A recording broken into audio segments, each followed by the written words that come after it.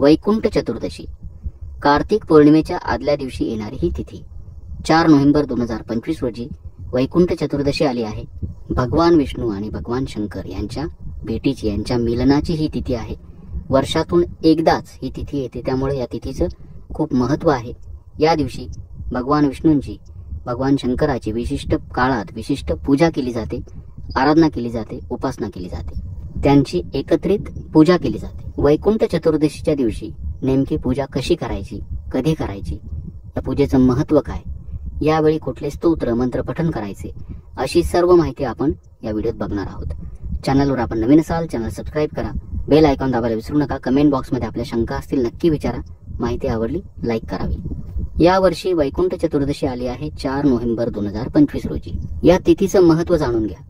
आषाढी एकादशी म्हणजेच देवशयनी एकादशीला भगवान विष्णू योग निद्रेत जातात आणि ते जाताना संपूर्ण विश्वाचा कारभार भगवान शंकरांच्या हाती सोपवतात.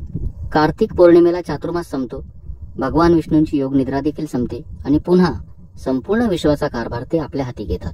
भगवान शंकरांविषयी कृतज्ञता म्हणून भगवान विष्णूंनी कार्तिक पौर्णिमेच्या एक दिवस अगोदर म्हणजेच वैकुंठ चतुर्दशीला भगवान शंकरांचं पूजन केलं होतं आणि त्यावेळी त्यांना तुळस वाहिली होती.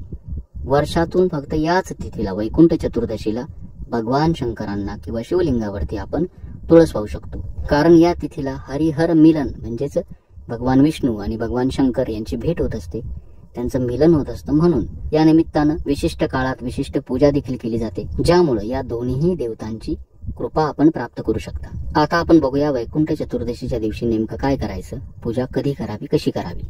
आता मी आपल्याला वैकुंठ चतुर्दशीचा पूजाविधी सांगणार आहे. ही पूजा आपण सकाळी करू शकता किंवा संध्याकाळी करू शकता. सकाळी किंवा संध्याकाळी अशा पद्धतीनं पूजन केल्यानंतर आपल्यापैकी ज्यांना ज्यांना शक्य होईल त्यांनी 4 नोव्हेंबर 2025 रोजी रात्री ठीक 12 वाजता पुढे मी जो पूजाविधी सांगणार आहे तो अवश्य करावा आणि त्या काळात विशिष्ट मंत्र साधना अवश्य करावी. प्रथम आपण बघूया सकाळी किंवा संध्याकाळी आपल्याला पूजा कोणती करायची आहे. पूजेसाठी जागा निश्चित करायची. एखादा चौरंग घ्या किंवा पाट घ्यावा. जागा स्वच्छ करून घ्या, शुचिर्भूत करा, गोमूत्र शिंपडावं. चौरंगावरती स्वच्छ वस्त्र अंथरावं. त्या ठिकाणी शुद्ध तुपाचा दिवा लावा. दिव्याचं पूजन करा. ओम श्री दीपदेवताय नमः गंधाक्षता पुष्पम समर्पयामी. आपल्या कपाळाला कुंकू लावावं, महिलांनी हळद कुंकू लावावं. त्यानंतर गणपती पूजन. तामनामध्ये गणपती बाप्पाची मूर्ती घ्या किंवा सुपारी घ्यावी. 4 पळी शुद्ध जल या सुपारीवरती किंवा गणपती बाप्पाच्या मूर्तीवरती व्हावं. ओम श्री महागणपतये नमः स्नानम समर्पयामी. 1 पळी पंचामृत व्हावं. पंचामृत स्नानम समर्पयामी. पुन्हा 1 पळी शुद्ध जल व्हायचं. शुद्धोदक स्नानम समर्पयामी. गणपती बाप्पांची मूर्ती स्वच्छ पुसून घ्यायची. चौरंगावरती आपल्या उजव्या हाताला अक्षता ठेवाव्या आसन म्हणून. त्यावरती बाप्पाला स्थापित करावं. त्यांना गंध लावावं, अक्षता व्हाव्यात, फुलं व्हावी. ओम श्री महागणपतये नमः गंधाक्षता पुष्पम समर्पयामी. अशा पद्धतीनं गणपती बाप्पाला आपण स्थापित केलं. यानंतर शिवलिंगावरती आपण अभिषेक करणार आहोत. तामनामध्ये शिवलिंग घ्या. शिवलिंग नसेल त्याचं प्रतीक म्हणून सुपारी घ्यावी. 4 पळी शुद्ध जल शिवलिंगावरती अर्पण करायचं. ओम श्री महेश्वराय नमः पादेहोपाद्यम समर्पयामी. अर्घ्यम समर्पयामी. आचमनियम समर्पयामी. स्नानम समर्पयामी. भगवान शिवाचे आपण पाय धुतले, हात धुतले, त्यांना स्नान घातलं. 1 पळी पंचामृत व्हावं. पुन्हा 1 पळी शुद्ध जल व्हावं. ओम श्री महेश्वराय नमः पंचामृत स्नानम समर्पयामी. शुद्धोदक स्नानम समर्पयामी. त्यानंतर पळीभर पाण्यामध्ये थोडंसं पांढरं गंध टाकावं किंवा भस्म टाकावं. शिवलिंगावरती वाहून द्या. पुन्हा 1 पळी शुद्ध जल व्हावं. ओम श्री महेश्वराय नमः गंधोदक स्नानम समर्पयामी. शुद्धोदक स्नानम समर्पयामी. पळीपळीनं शुद्ध जल शिवलिंगावरती अर्पण करा आणि सोबत ओम नमः शिवाय हा मंत्र 108 वेळा किंवा शिवमहिम्न स्तोत्र 1 वेळा म्हणावं. शिवलिंगावरती अशा पद्धतीनं अभिषेक केल्यानंतर शिवलिंग पुसून घ्यायचं. चौरंगावरती शिवलिंग स्थापित करावं. त्यांना भस्म लावावं, फुलं अर्पण करावी. ओम श्री महेश्वराय नमः गंधाक्षता पुष्पम समर्पयामी.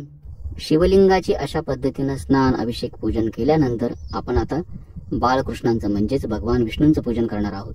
बाळकृष्णांच्या मूर्तीवरती 4 पळी शुद्ध जल व्हायचं. ओम श्री विष्णवे नमः पादेहोपाद्यम समर्पयामी. अर्घ्यम समर्पयामी. आचमनियम समर्पयामी. स्नानम समर्पयामी. म्हणजेच आपण भगवान विष्णूंचे पाय धुतले, हात धुतले, त्यांना स्नान घातलं. एक पळी पंचामृत व्हायचं, पुन्हा एक पळी शुद्ध जल व्हायचं. ओम श्री विष्णवे नमः पंचामृत स्नानम समर्पयामी, शुद्धोदक स्नानम समर्पयामी. पुन्हा एक पळी पाणी घ्या, त्यामध्ये थोडंसं गंध किंवा कुंकू टाकावं, बाळकृष्णांच्या मूर्तीवरती वाहून द्यायचं आणि एक पळी शुद्ध जल व्हायचं, म्हणजेच गंधोदक स्नान. ओम श्री विष्णवे नमः गंधोदक स्नानम समर्पयामी, शुद्धोदक स्नानम समर्पयामी. पळी पळीभर पाणी बाळकृष्णांच्या मूर्तीवरती वाहत राहायचं. सोबत एक वेळा पुरुष सूक्ताचं पठण करा. मूर्ती स्वच्छ पुसून घ्यायची. चौरंगावरती आसन म्हणून थोड्याशा अक्षता ठेवा, त्यावरती मूर्ती स्थापित करावी. गंधाक्षता फुले अर्पण करावी. ओम श्री विष्णवे नमः गंधाक्षता पुष्पम समर्पयामी. भगवान विष्णूंना तुळशीपत्र अर्पण करा. तसंच या दिवशी आवळा देखील आपल्याला जर मिळाला, आवळा हे फळ भगवान विष्णूंना अतिप्रिय आहे, अवश्य अर्पण करावं. ओम श्री विष्णवे नमः तुलसीपत्रम समर्पयामी, फलानी समर्पयामी. आवळा या वृक्षावरती भगवान शिवाचा आणि विष्णूंचा एकत्रित वास असतो, म्हणून आवळ्याचं महत्व आहे. या दिवशी आवळा अवश्य व्हावा. अशा रीतीनं पूजा केल्यानंतर अगरबत्तीनं पूजेला ओवाळायचं, त्यानंतर दिव्यानं ओवाळायचं, म्हणजेच धूप दीप आणि नैवेद्य दाखवायचा. गोड पदार्थाचा किंवा पंचामृताचा नैवेद्य दाखवावा. हरिहर नमाम्यहम, धूपम समर्पयामी, दीपम समर्पयामी, नैवेद्यम समर्पयामी. अशा पद्धतीनं विधिवत आपण भगवान शंकरांची आणि भगवान विष्णूंची एकत्रित ही पूजा सकाळी करा किंवा संध्याकाळी करू शकता, प्रदोषकाळी.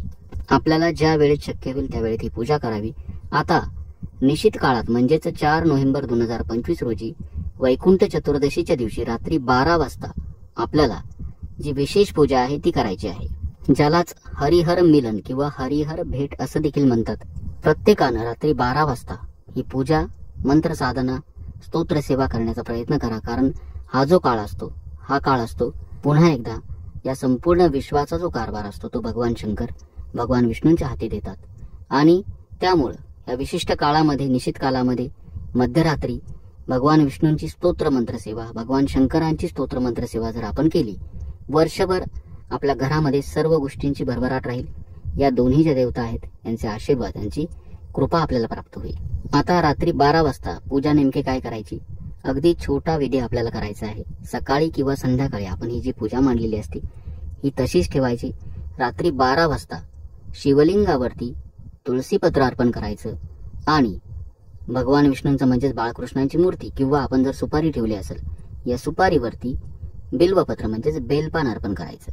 वर्षभरातून फक्त याच तिथीला म्हणजेच वैकुंठ चतुर्दशीच्या दिवशी आपण भगवान शंकरांना तुळशीपत्र अर्पण करू शकतो. अशा पद्धतीनं भगवान शंकरांना तुळशीपत्र आणि भगवान विष्णूंना बेलपान अर्पण करायचं, नमस्कार करावा. हरिहर नमाम्यहम तुळशीपत्रम समर्पयामी, बिल्वपत्रम समर्पयामी. बाळकृष्णांना गंधाक्षता फुलं व्हावीत. भगवान शिवाला भस्म आणि फुलं अर्पण करावीत. धूप दीपानं दोन्ही देवतांना ओवाळायचं. त्यानंतर नैवेद्य दाखवायचा. दूध साखरेचा किंवा पंचामृताचा नैवेद्य दाखवला तरी चालेल. आता मध्यरात्री 12 वाजता आपण हे 5 मिनिटाची पूजा केल्यानंतर पुढे आपल्याला जेवढी शक्य होईल तेवढी सेवा करावी. मी काही मंत्र स्तोत्र आपल्याला सांगेल, आपण अवश्य पठण करावे. पहिला मंत्र भगवान विष्णूंचा मंत्र, ओम नमो भगवते वासुदेवाय. या मंत्राचा आपण यथाशक्ती 11 वेळा, 21 वेळा किंवा 108 वेळा पठण करावं. दुसरा मंत्र ओम नमः शिवाय, भगवान शिवाचा मंत्र. हा देखील आपण 1 माळ पठण करा किंवा 11 वेळेला 21 वेळा पठण करावा. भगवान विष्णूंचं कुठलंही स्तोत्र, व्यंकटेश स्तोत्र किंवा विष्णू सहस्रनाम स्तोत्र, पुरुष सूक्त आपण पठण करावं. भगवान शिवाला आवडणारं कुठलंही स्तोत्र, शिवस्तुती किंवा शिवमहिम्न स्तोत्र पठण करावं. निश्चित कालात भगवान विष्णूंची आणि भगवान शंकरांची एकत्रित अशा पद्धतीनं पूजा करणं, सेवा करणं अत्यंत भाग्यकारक मानलं जातं. म्हणून आपण प्रत्येकानं ही पूजा, ही सेवा अवश्य करावी. दुसऱ्या दिवशी सकाळी अत्यंत साध्या पद्धतीनं या पूजेची उत्तर पूजा करायची. बाळकृष्णांच्या मूर्तीवरती गंध व्हावं, शिवलिंगावरती किंवा शिवलिंगाची जी सुपारी असेल त्यावरती पांढरं गंध किंवा भस्म लावावं आणि पूजा आवरून घ्यायची. पुन्हा बाळकृष्णांना तसं शिवलिंगाला स्नान घालायचं देवपूजा करत असताना आणि देवघरामध्ये या दोन्ही मूर्ती ठेवून द्या. आपण पूजेसाठी जर सुपारी वापरली असेल तर कुठल्याही पूजेमध्ये ज्या वेळेला आपण सुपारी वापरतो, सुपारी स्वच्छ करून पुन्हा आपण दुसऱ्या पूजेसाठी वापरू शकता.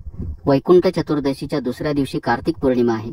या दिवशी संध्याकाळी आपल्याला पुन्हा शिवलिंगावरती अभिषेक करायचा आहे आणि त्रिपुरवातींचं 750 त्रिपुरवातींचं हवन देखील करायचं आहे. संपूर्ण हवनाचा विधी मी अपलोड केला आहे. आपण तो नक्की बघा आणि त्या पद्धतीने आपल्या घरात त्रिपुरारी पौर्णिमेला हवन अवश्य करा. तर अशा पद्धतीने वैकुंठ चतुर्दशीची ही पूजा, हरिहर भेट किंवा हरिहर मिलनाची पूजा आपल्या घरात अवश्य करा.